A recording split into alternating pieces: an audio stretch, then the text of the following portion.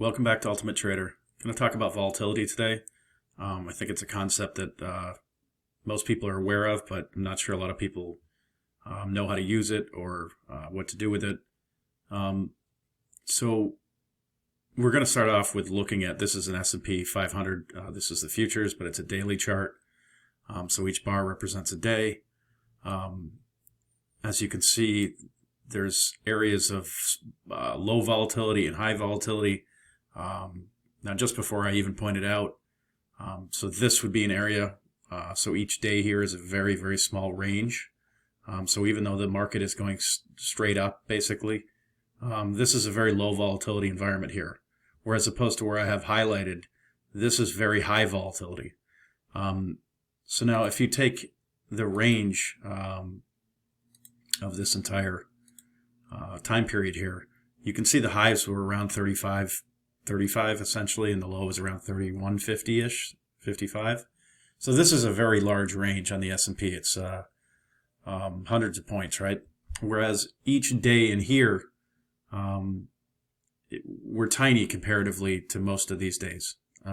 So this would be, even though it looks like just a sideways range, the first point I'm trying to make is that it doesn't have to be a super directional thing for it to be volatile. Now, of course, it is also, or can be very volatile on very directional time periods. But you can see that on a directional move straight up, it's really a low volatility environment. And then on a range where you can clearly kind of see the sideways portion of it, it's very, very volatile. And you tell that by the size of these bars.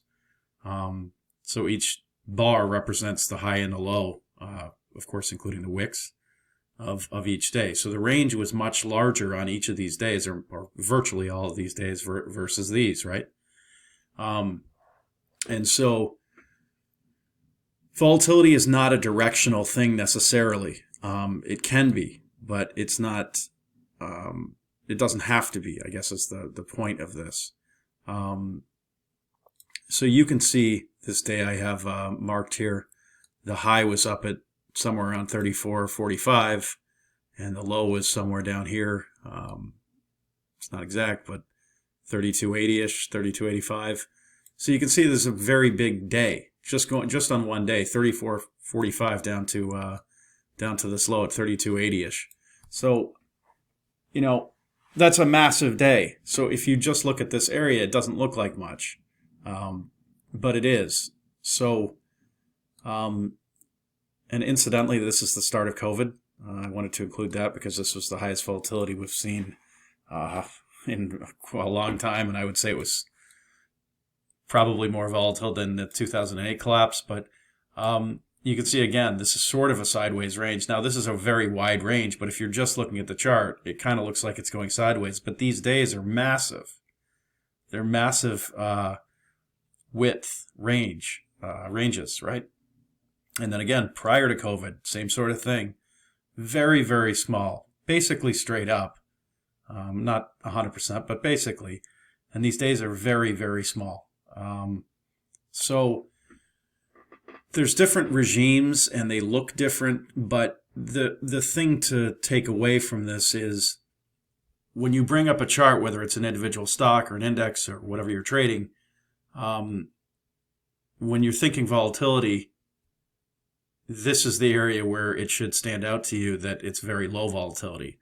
And then this, of course, would look like tremendous volatility. So I think the low is 2100-ish. So we started up at 3300, somewhere around there, a little bit higher, 3330, and went down to 2100 during COVID. And there's massive volatility on the upside. Not only on the downside. So you can see when we made the low, just the day later, we had a day that we went from, the beginning of the day was 2170-ish, and, you know, this day ended up at 2391, right? So this is just a massive up day. So volatility is not just when we go down, because we're going to talk about the VIX in a second here. It's also when we go up. So what does it mean and how does it help us? Because ultimately we only care about things that are going to help us in our trading, right? So one way we can tell about volatility is not only just looking at the chart and looking at the size of the ranges on day comparatively to previous, but it's also the volume. So you can see at the bottom here, I've highlighted the volume of when we were in this very low volume range, right? And versus sort of in the COVID era, right? So these are massive volume days versus very, very low days. So volume and volatility correlate very highly. Usually you would need massive amounts of volume and that massive amounts of orders, both in quantity and quantity, to get these types of huge volatility moves. So if you're paying attention to the volume of individual stocks you trade or indexes, just know that if you're looking at the previous little couple weeks and it looks like this versus this, well, you know that the volatility is way higher. So let me just move on to the VIX because I want to contrast that with something. So let me just put that in. Okay, so I put the VIX back, or the VIX in here. You can see it down below, right here. A couple things about the VIX. I know it's talked about, like I mentioned, and it's a widely followed index. But I would personally recommend you don't follow it. And the reasons are this. Number one, it's always considered to be sort of predictive. And that's simply not the case. You can see when COVID started here, if you look at the bottom of the chart, the VIX hadn't moved. So there was no predictive value. Now, of course, when we go down, the VIX is going to start going up.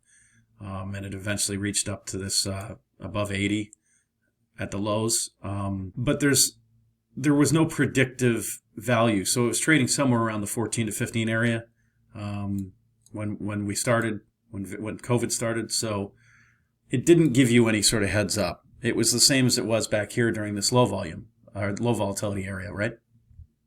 So first, I just want to caution based on that. The other thing is, so right now it's a 16.32% volatility. Currently, that's way over here. But how does a trader interpret that, and how can they use that? It's very difficult, something that's 16.31%, and translate it into something that's a usable number. So this is the main reason why I don't think it's a good idea to look at it. So if you can't use the VIX when you're trying to measure volatility, what can you use? Well, like I said before, you can use first the size of the bars comparatively to the recent periods. So you can see that after we hit the low of COVID, we came up here and then we got into a very, very small range, low volatility environment, right? And then after that, we had a much more volatile environment in the blue box here. So this is just a range, a period in time. And you can see leading up to it, it was very, very, very low volatility. We had very small ranges on the day, and then boom, we had this massive range. Now, is it like COVID? No, but these are huge days, right? So remember when we started the video, we're looking at a range between 31.55 and 35.40 almost. So these days in here are huge days. So this is a very volatile time, whereas this is not. And of course, this is not, right? Up here, what we talked about before. And, again, the volume is a very good way of looking at it. Now, of course, the volume during COVID, it was higher than it is here. But again, if you sort of compare and contrast different time periods, this is much higher than the area back here, right? So be cognizant of the volume situation you're in. That's one way to sort of track it without looking at the VIX. Be cognizant of the size of the bars, the day ranges, because that's ultimately what volatility is. The other point I was going to make about the VIX is you can see that on this day where we went from 2170-ish all the way up to 2390, this massive green bar here, right after we hit the bottom of VIX, or I'm sorry, of COVID, the VIX was moving sharply down. So if anything, it didn't. Not only did it not predict it, but it would have given you a sense that volatility was going down, and we get this massive move up, right? And it continued the next few days. So we had the major move that day, a smaller move ultimately, but we had a huge range, and even that the next day. So this is why I think it's a good idea to sort of ignore the VIX. If you're well versed in options, then you can look at it and sort of be able to make sense of it. But for the most part, it's usually something that is not going to actually help your trading. I know that goes against what most people on YouTube and Twitter and social media say, but I don't find any value in it. I was a professional options trader for over 20 years in the pit. I know very well what the VIX is, and trading volatility is a different thing. If you're trading individual stocks or indexes, it's not going to help you, is my opinion. So just be cautious with it. So what can help, though? Because it's one thing to know that the VIX might not help you, but what can help you? So let me just add in this indicator. Okay, so we have the indicator in here, and I know a lot of people are familiar with this, and they're probably going to sort of roll their eyes here. But the average true range, if you haven't heard of it, it's literally what it sounds like. You take a period in time that you select on your platform, you plug it in. In this case, it's 14 days. I usually use a 10-day look-back period for my style of trading. You can adjust this. I wouldn't go below. I wouldn't personally go below 10 days, but I guess if you're a scalper, if you're a swing trader, maybe you can go out to a couple weeks. But I wouldn't go above much more than 20 days. So anyway, what can this do? Well, so what it's saying here is the current average range of a day is 36.25, so 36 points on the S&P 500. And you can see as the volatility has gone down, of course, the average true range has gone down too, because the average range of each day is very small, so it keeps dropping. So what does this tell us, and how can we use it? Well, one thing is, if you're in the middle of a day and you've already moved 35 points and you're at the high of the day, well, it really makes no sense to be buying the high of the day when we've already moved 35 points where the average range is 36. I hope that's clear. Conversely, it wouldn't make sense to sell at the bottom of the day if the range is already 35 points and the average is only 36, as you can see. So what this is telling you is, it tells you a bunch of different things. It tells you what kind of stop size you should be using. It tells you where you would want to enter trades during a day. And let's assume it's in the morning. The market's only moved, let's say, 8 to 10 points, and the average is 36. Well, you can not expect it to move that much, but you can make a case that it has a very good chance of moving, let's say, higher, an additional 16 points. So if you have a target that's within the 16 points and the range of the day so far is only 8 to 10, let's say, somewhere around there. I mean, it's not going to be down to the exact. It's not a science here. This is the average, and of course the average moves. So picking a target that's within the day's range is extremely beneficial to most people. The other thing it does is it prevents you from making a lot of trades. So just as important, of course, everybody wants to make huge amounts of money immediately, but keeping your profits and not getting into trades that have a low expectancy, because of course if you're shooting for targets that are 50 points away and you've already taken up 20 points of the day and the average is only 36, it's going to be pretty rare that happens, right? So just keeping you out of trades is a big thing. This can be used as a filter to filter out trades that just don't match your criteria, meaning that if you're using a if you're considering using a 15-point stop, let's say, well, you'd need the entire range of the day to play out in your favor just to get twice your risk. So if you're risking 15 and you need to make 30 to get twice your risk, and the range of the day, the average range is only 36, well, it's very difficult to do that, right? Now, if you're using a 5-point stop, and the range of the day is only 8 to 10, let's say, you could reasonably expect to get 2 or 3 times your risk. Because if the trade plays out and you get 15 points, and of course I'm using the S&P 500 here, obviously, you have to adjust it for your individual stock. If it's Facebook or Tesla or whatever you're using, you want to have this up to get a good idea of what could happen, right? And again, it's an average. So if some event, if Elon Musk is selling Tesla, or something happens with Facebook in Europe, or some massive fine, that's what usually changes volatility.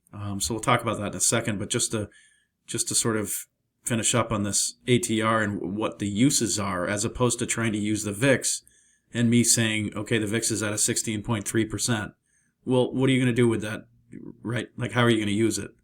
Whereas the ATR, even though people know it and they some are aware of it and look at it even daily, if you can't use it to your advantage, then it kind of doesn't, help you. So the way this helps you is it filters out trades to keep you out of trades that are probably not going to work out. So it saves you from a lot of trades. It helps you make targets that are within reason based on the average true range. It should help you with stop sizes, because, of course, you need to use a stop that's relative to the ATR. So if you go back to COVID here, and the lows, you can see that right now the range I think is 36, and if you look down here, the ATR was 245 points. So the average range of every day during right at the bottom of COVID was 245 points.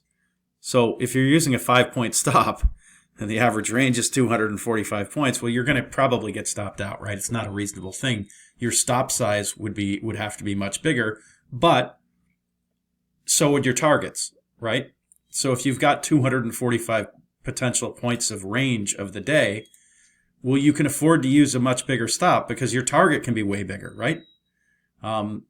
So there's a lot of advantages to using this that are not initially maybe so apparent to some people. They just think it's kind of a nothing indicator, and I don't use indicators in general.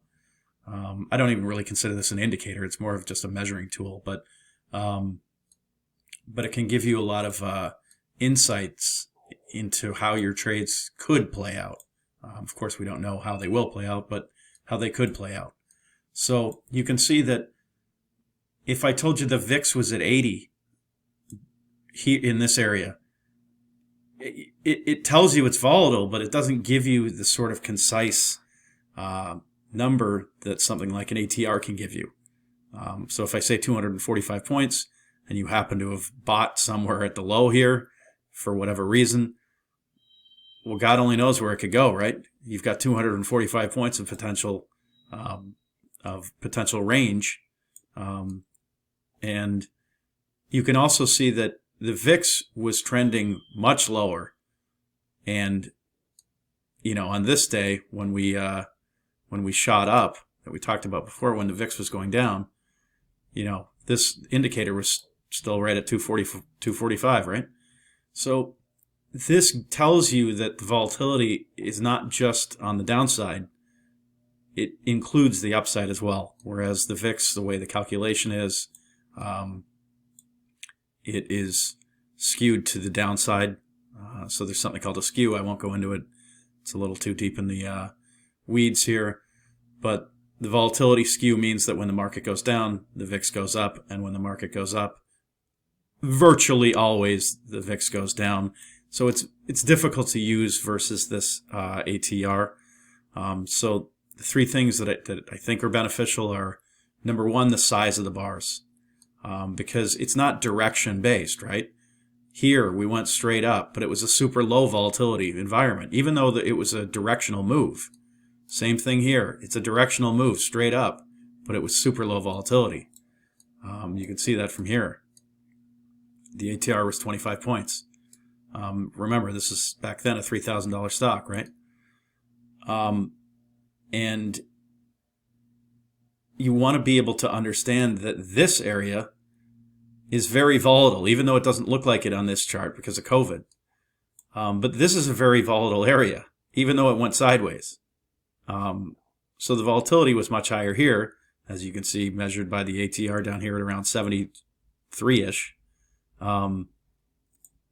You got massive ranges and much more volatility, even though it kind of just looks sideways. Then you have something where it's directional, where most people would assume that that would be the volatility, and it's not. It's tiny little days, tiny little bars, just going in one direction. And of course, the down moves usually happen much faster, because what changes volatility? Well, usually something like a surprise or a geopolitical event, something that revalues the market, that the market is, taken off guard. So if you have an economic report, let's say, currently inflation is a big one. If it comes into what was predicted, so if the estimate turns out to be what the actual number is, well, maybe we don't move, right? But if we get something that's way out of line, that could revalue the market, which would in turn explode volatility. Something like a COVID, of course, is the ultimate example where people thought the world was ending, and we went all the way down here to 2100 from 3300, and it was nothing but fear. So there's the combination of fear drives the market down much faster than it'll drive it up.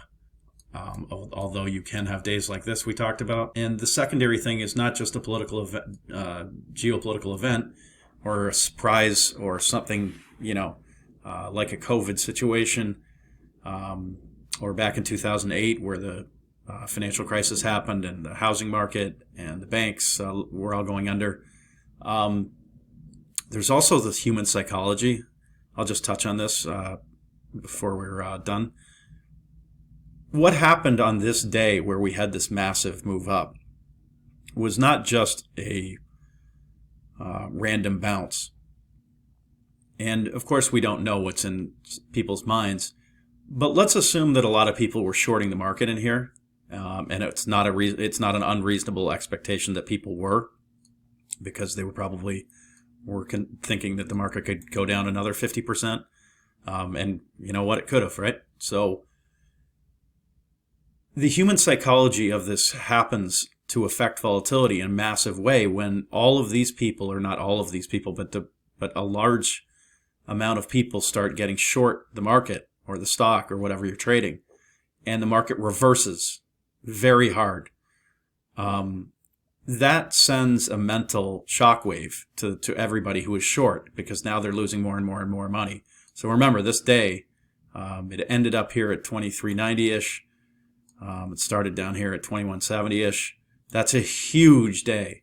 So if anybody who had shorted in here started to get worried as this day progressed, and they definitely would have been, and you could see the next few days even, right? This next day looks like a small day, but if you look at the wick at the top and the wick at the bottom, it was actually a very, very large range day. And so when the shorts panicked, in addition to the people who were just buying the market, well, now they're covering. So it expands the move even higher than it would have been just if there were no shorts. So there's this psychological aspect that affects volatility. So it's not just the fear, as they call the VIX, the fear index, which you can clearly see. This is an extremely volatile day. And you can bet that anyone who was short from anywhere here was very, very worried. And even if you were short from above, you're starting to get worried because you haven't seen a day like this, let alone these 3 days. So now you're much more likely to start covering your shorts. And that can produce a massive volatility move up. Now, it may not look like the exact, 245 point range days, but this is still high. This is 100-point days. So, those are the things to think about if you're going to start trading an individual stock, especially one that you're not familiar with. Just please be advised to look at the ATR, start putting in ranges on your charts maybe that have the extremes, like if it went to the extreme of the day. And there's the next step where you take the average range and you look at the volume of that day, if it's very high or low compared to the average. If you've got a day where the average range is 35 points, but the volume's double what it normally is, well, you could get a much bigger move, right? And conversely, if you have an average range of 35 points, and let's say it's a day before Thanksgiving, well, the 35 points is probably not going to play out because the volume's probably so low, right? So it takes this common sense approach and sort of packaging together a few of the concepts that we teach. But hopefully this video was helpful, and let us know in the comments if you enjoyed it and if you want to see more stuff like this. And like, subscribe, share. We always appreciate it. And if you want an individual stock looked at, we've been doing that for subscribers. You can just leave the ticker symbol in the comments and sort of like a, request for a analysis. And if we can do it, we will. So that's it for this one, guys. We'll talk to you in the next one.